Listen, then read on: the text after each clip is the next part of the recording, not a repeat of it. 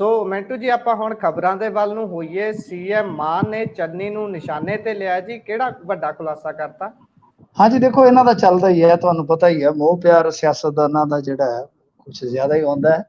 दरअसल की है कि जदों भी सीएम साहब अजकल भाषण करते हैं तो तुहानू पता है ਉਹਦੇ ਚ ਕਵਿਤਾਵਾਂ, क्योंकि उन्होंने अंदरला कवि है जिहड़ा वो भी अंगड़ाई लैंदा है। इस तो इलावा चुटकलेबाजी, क्योंकि उन्होंने विच एक कमेडियन भी है। इस तो इलावा उन्होंने विच एक सियासी आलोचक भी मौजूद है। तो फिर जो सियासी आलोचक भड़क मारदा तो फिर ज़ाहिर जी गल है कि भाई विरोधियां निशाने ते तां लिया ही जाएगा। चरणजीत चन्नी बारे बोलदे आज उन्होंने एक अहम खुलासा किया, कहते कि यार पिछले दिन ही मैं गया सा धर्मशाला दे विच एक क्रिकेट मैच वेखण। उत्थे मैनू एक मुंडा मिलिया पंजाब दी टीम दा खिडारी, ते उन्हें कहा कि मेरी फाइल पई सी नौकरी वाली, मैं गया चन्नी साहब कोल ते चन्नी साहब कहंदे कि तू मेरे भणेवे कोल चल जा, भांजे कोल चल जा, ओही हनी बन्नी सनी के की नाम है ओदा।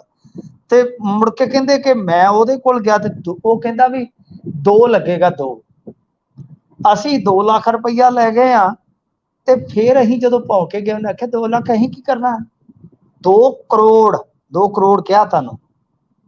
वो कहंदे कि असी फिर बई उथों मुड़ आए वापस, फाइल अज भी पई है।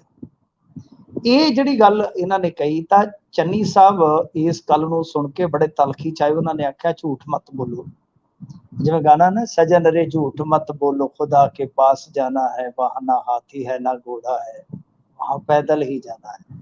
तो ये कहते कि झूठ मत बोलो, झूठ ना बोलो, मेरे नाल दरबार साहब चढ़ो जे मैं कदे भी इस तरह की कोई गल कीती होवे। वो कहते कि दोष बिल्कुल बेबुनियाद ने, झूठे ने।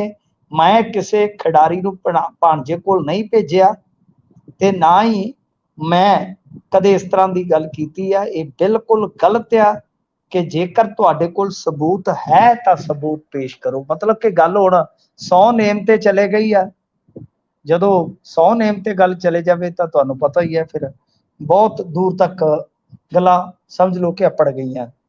हुण इस मामले च की इन्हां दा चैलेंज कबूल किया जाएगा? वैसे तो दरबार साहब वड़न की गल जिहड़ी है वो किते आ। हाँ ये है कि सबूत वाली गल जिहड़ी है उस नाल मैं भी मुतफिक हाँ कि मौके दा मुख मंत्री होवे ते उत्थे इस तरह की वड्डी गलबात सुन के ते मुख मंत्री उत्थे कोई अगों जोक मार आवे या चुप कर आवे, ये नहीं होना चाहिए। इन्हां नूं हुण क्योंकि मौके दे मुख मंत्री है, सारा कुछ इन्हां दे कोल आ, ठीक है। उसका नाम जेकर नहीं जनतक करना चाहते तो ना जनतक करन, कोई दिक्कत नहीं है, पर हुण छड्डण ना। ते जे इन्हां ने इस गल नूं एवें आई गई कर दिता तो फिर लोग समझणगे कि ये हाले भी रेड़ जाते आ भी विरोधी धिर च हुंदे आ जदों भाषणबाजी करते सी उदों तां रेड़दे सीगे, बथेरा कुछ रेड़ जाते सीगे। तो भाई हाले भी रेड़ तो नहीं हटते। तो ये मुख मंत्री के अहुदे ते बैठे आ, इन्हां दी क्रेडिबिलिटी आ, इन्हां दी जवाबदेही आ। ते जे कोई इस तरह खिडारी नैशनल इंटरनैशनल खिडारी ये खुलासा करता कि मेरे को 2 करोड़ रुपया मंगया गया तो फाइल उत्थे पई आ, फिर तो सब तो वड्डा सबूत है कि जे फाइल ही उत्थे पई है तो तुहानू होर इस तो वड्डा सबूत की चाहिदा है।